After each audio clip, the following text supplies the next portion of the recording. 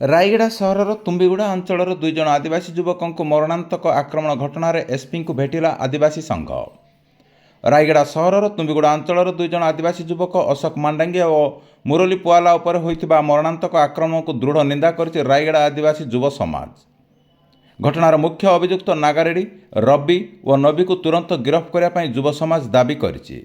ଏନେଇ Rayagada SP Swati S କୁମାରଙ୍କୁ ଗୁରୁବାର ମଧ୍ୟାହ୍ନ ପ୍ରାୟ 12 ଘଣ୍ଟା 30 ମିନିଟ୍ ସମୟରେ ସଂଘ ପକ୍ଷରୁ ଏକ ଦାବିପତ୍ର ପ୍ରଦାନ କରାଯାଇଛି।